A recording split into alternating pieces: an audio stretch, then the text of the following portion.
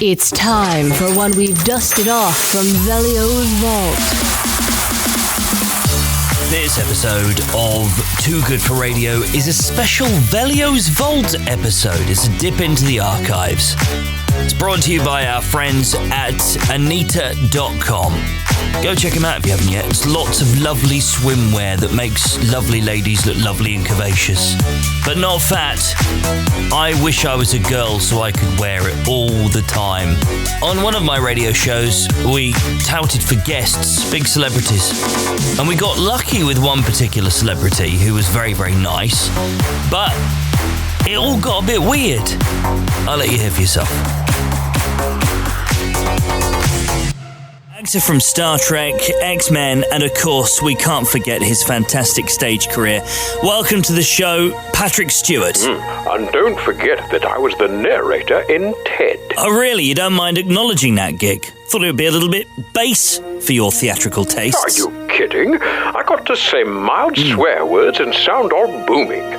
Also, I got the chance to prove that I could be funnier than McKellen. About Sri and McKellen, seems there's always been something of a healthy rivalry between you two, especially since you were both cast together in X-Men. Good Lord, no. I'm way better than McKellen, Collie. Yeah. That's what I call him because he's always so moody on set. Grumpy bugger. My voice is deep and rich, and I get to touch girls' boobs. Also, his yearly wage would just about cover my tax bill. Congratulations. You lost your hair at quite a young age, didn't you? I was 21. But you never let it hold you back. In fact, you made it part of your image. Hey, listen, the ladies have always loved my head. Quite. So what's next for you, Pat? I'm going into impressions. Seriously?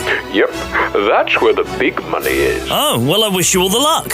Do you want to hear my Sylvester Stallone? Sure. Hey, yo, Adrian, I did it all for you. Wow. That was an incredible impression. Nice one. Well, thanks again for being on the show, Sir Patrick Stewart. My pleasure. The man with a unique set of skills.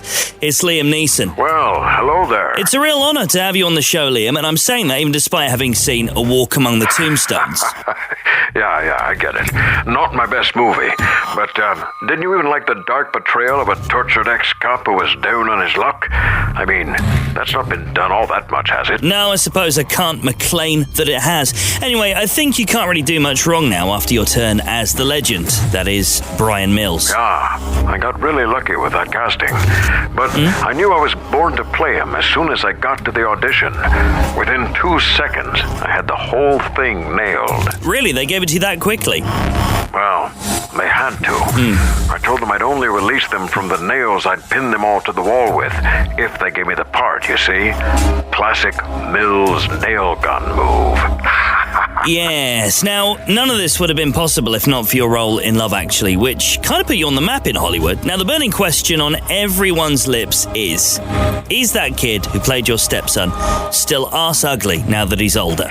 Yeah. I can't even look at him without wanting to puke my dangly Irish balls off. You've been the subject of reports about your health recently, people saying you look frail and gaunt. Is everything okay? Oh, God, yeah.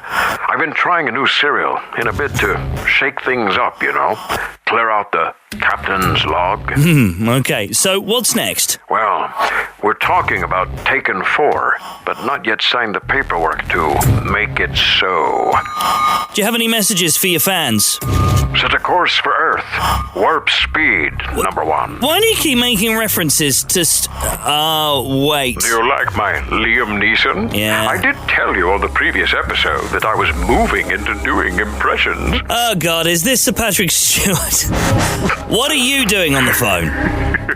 Well, I guess I got to give you props. You had me fooled. Thanks for being on the show again, Sir Pat. Pleasure.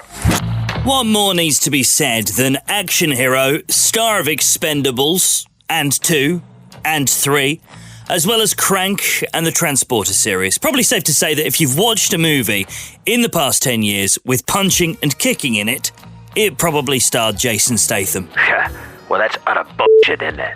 What about Lockstock? I didn't do any punching in that one. That was 20 years ago. Now, f*** off. Many won't know that you actually started your career as an underwear model. Now, forgive me, but you don't seem the modelling type. Oh, wow. Sorry to disappoint you, David fucking Gandy. I didn't mean any offence. A bit late for that. Do I have cut on my forehead? Not unless you have really bad spelling. Is it true that you used to do some dancing? Yeah, I'm in a couple of pop videos. One of them okay. was the shaman coming on strong. If you look carefully enough, you can see me strutting about like a total nonce. Oh, I haven't seen that. Well, you should watch it. I will. Good. Make it so. Prick. You've dated a string of beauties, including Kelly Brook and Rosie Huntington-Whiteley. Yeah, not bad for a bald geezer, huh? Any regrets? Yeah, I should have engaged number one. This is a weird interview. Oh, on the contrary, I'm thoroughly enjoying it. You f***ing muppet.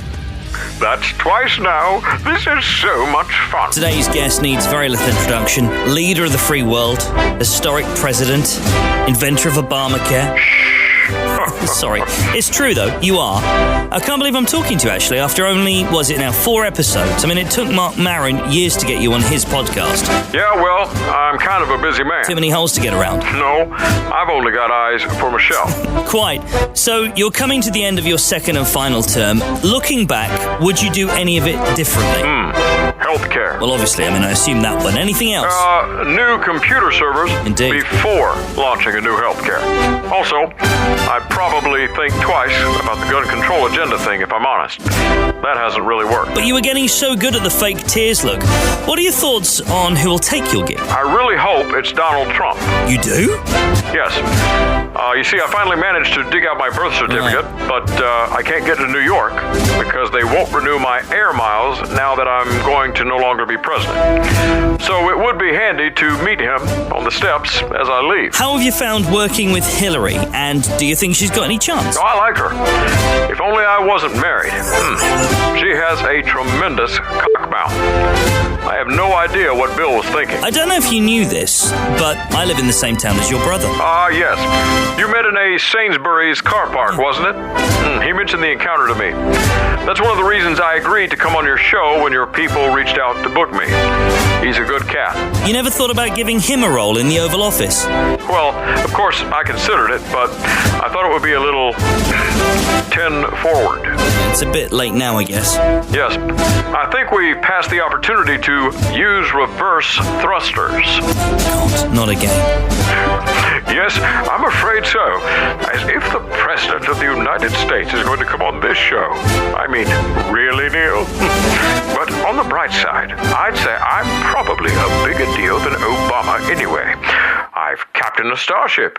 He's only ever captained a sinking ship.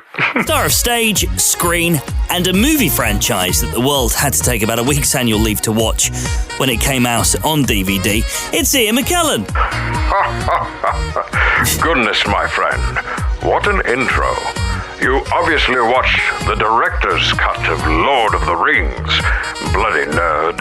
Yeah. I was forced to watch it in its entirety by my ex-wife. That's just one of the things that pushed us apart and led to the final straw.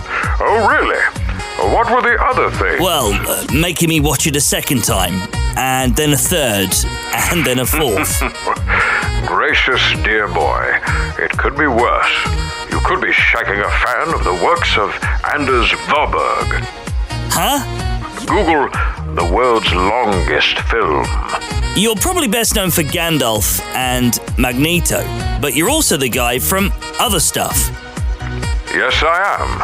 I've done lots of other stuff.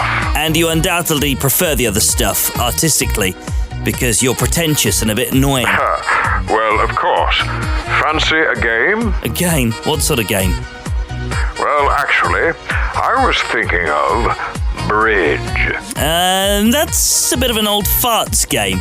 I'll pass. Is this going to take much longer? I took a dump just before this chat, and now I need to deal with a Klingon. Wait. No.